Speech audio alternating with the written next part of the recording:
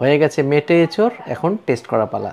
মেটে, ইয়েস মেটে, খাসির মেটে আমাদের সকলেরই খুবই পছন্দের, কিন্তু সেটা বিভিন্ন রকমভাবে পদ হয়, সঙ্গে যদি এঁচোড় থাকে। এখন এঁচোড়ের সময় এঁচোড় দিয়ে যদি মেটে কষা হয় তাহলে কিন্তু আলাদাই মজা।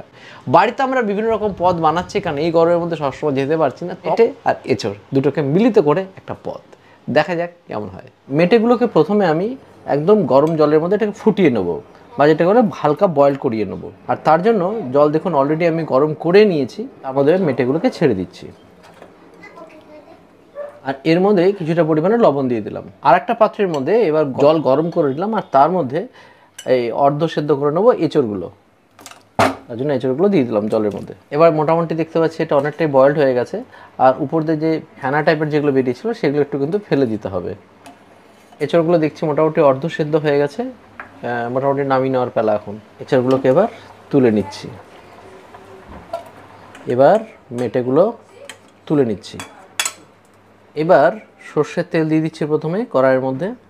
এবার গরম তেলের মধ্যে এবার দিয়ে দেবো শুকনো লঙ্কা, এলাচ, দারচিনি আর লবঙ্গ। এবার একটু তেলের মধ্যে এগুলো একটু হালকা করে ফ্রাই করে নেবো। এবার এর মধ্যে একটু চিনি দিয়ে দিচ্ছি। এবার এর মধ্যে কুচো পেঁয়াজগুলো দিয়ে দিলাম। পেঁয়াজগুলোকে হালকা ব্রাউন না হওয়া অবধি একটু ফ্রাই করতে থাকবো, আর তার মধ্যে দিয়ে দেবো গোটা রসুন। এবার পেঁয়াজ ফ্রাই হচ্ছে, সঙ্গে রসুনও ফ্রাই হয়ে যাক একটু হালকা করে। এবার এর মধ্যে কিছুটা হলুদ দিয়ে দেবো, কিছুটা পরিমাণে জিরে গুঁড়ো, কিছুটা পরিমাণ ধনে গুঁড়ো, কিছুটা পরিমাণে আদা পেস্ট। এবার যাচ্ছে কিছুটা পরিমাণে শুকনো লঙ্কার গুঁড়ো, কিছুটা পরিমাণে হচ্ছে কাশ্মীরি মির্চ। এবার দিয়ে দিচ্ছি কিছুটা টমেটো।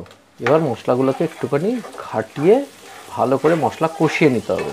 এবার দিয়ে দিচ্ছি হচ্ছে লবণ। এবার এর মধ্যে মেটে কষাগুলোকে দিয়ে দিচ্ছি।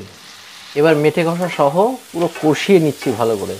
এঁচোড়ে দেওয়ার জন্য আলু অলরেডি আগের থেকে কেটে ভেজে রেখেছিলাম, সেটা এর মধ্যে দিয়ে দিচ্ছি। আর একটা কড়াইয়ের মধ্যে আমি তেল গরম করে নিই। তেলের মধ্যে এবার এঁচোড়গুলোকে ছেড়ে দিলাম। এগুলোকে এখন হালকা ফ্রাই করে নেব। এবার এঁচোড়গুলো ফ্রাই হয়ে গেছে, এঁচোড়গুলো তুলে নিচ্ছি আমি এখন। ভেজে রাখা এঁচোড়গুলো এবার দিয়ে দিচ্ছি।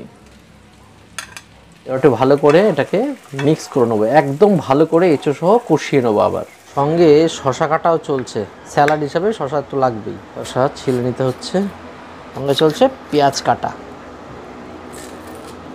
অনেকক্ষণ ধরে কষিয়ে কষিয়ে জল দিয়েছিলাম, জলটা শুকিয়ে মোটামুটি একটা এরকম পজিশন দাঁড়িয়েছে, মোটামুটি হয়ে গেছে বলে মনে হচ্ছে। এবার এর উপরে একটু ঘি দেওয়ার পালা। এবার উপর দিয়ে ঘি ছড়িয়ে দিচ্ছি। হয়ে গেছে মেটে এঁচোড়, এখন টেস্ট করা পালা। তো এবার খাবার দাবার নিয়ে বসে পড়েছি, মানে ভাত, পেঁপে সেদ্ধ আর স্যালাড, আর সাথে নিলাম যে সেই এঁচোড় মেটে কষা বা মেটে এঁচোড় কষা, যেটা আপনি বলুন না কেন। এবার খাওয়া শুরু করা পালা। শুরু করছি প্রথমেই আমার যেটা রেগুলার খাবার বা খাই বেশিরভাগ দিনই খাই, সেটা হচ্ছে পেঁপে সেদ্ধ। সঙ্গে এখন এঁচোড়, এটা টেস্ট করা পালা। তো এবার আর মাখিয়ে নিচ্ছি গ্রেভি দিয়ে।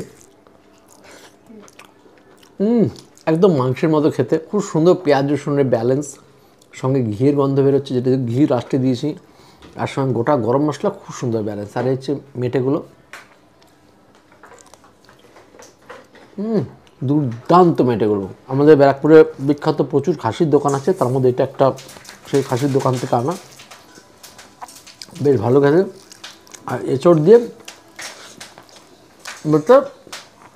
বা বিভিন্ন অনুষ্ঠান বাড়িতেও আমি দেখেছি এঁচোড় মেটে হয়ে থাকে। আপনারা ট্রাই করতেই পারেন বাড়িতে, আমাদের বেশ বেশ লাগলো। এছাড়া গিনি কিন্তু অনেক কিছু বানিয়েছেন, সেগুলো ধীরে ধীরে খাওয়া তো বটেই।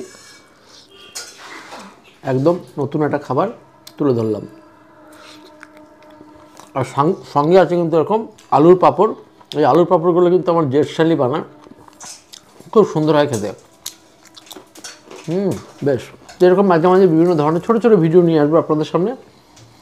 কমেন্টে জানাবেন কেমন লাগছে। আর এঁচোড় দিয়ে বা মেটে দিয়ে আরও কী কী পদ হতে পারে, বা আপনার বাড়িতে কী ধরনের আরও পদ খান, কমেন্টে পারলে জানাবেন। আমরা সেগুলো বানিয়ে অবশ্যই টেস্ট করার সঙ্গে আপনাদের কাছে রেসিপি শেয়ার করার চেষ্টা করব। Bye bye.